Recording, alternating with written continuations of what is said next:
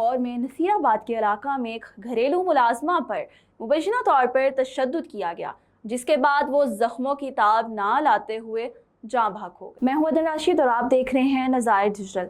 नाज़रीन, आए रोज़ कोई ना कोई वाक़यात हादसात रूनुमा होते रहते हैं।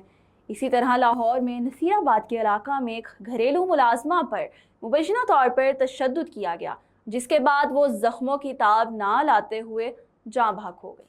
ये सिर्फ एक केस नहीं, इसी तरह के हज़ारों केस फाइलों में बंद पड़े हैं जहां एक घरेलू मुलाजमा पर तशद्दुद किया जाता है या किसी मासूम बच्चे पर बच्ची पर तशद्दुद किया जाता है और उसके बाद वो जख्मों की ताब ना लाते हुए जाँ भाग हो जाते हैं और केस वहीं क्लोज कर दिया जाता है। होता कुछ यूँ है कि नसीराबाद में 12 साला घरेलू मुलाजमा कनीज़ फातिमा मुबैना तशद्दुद के बाद जाँ भाग हो जाती है।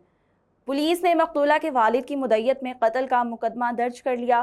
पुलिस के मुताबिक कनीज़ फातिमा फैसलाबाद की रहायशी थी और गुज़िश्ता एक माह से सूफ़ी एजाज के घर मुलाजमत कर रही थी। वालिद के मुताबिक जुम्मा की शाम उन्हें मालिक के घर वालों ने फौरी तौर पर बुला लिया। जी हाँ, यानी कि जब उसकी हालत ज़्यादा तशवीशनाक होती है तो उसके घर वालों को, यानी मालिक के जो घर वाले हैं, वो मुलाजमा के घर वालों को फ़ौरन कॉल कर लाहौर बुलवा लेते हैं। गुलाब देवी अस्पताल पहुंचने पर डॉक्टर्स ने बताया कि कनीज़ फातिमा इंतकाल कर चुकी है।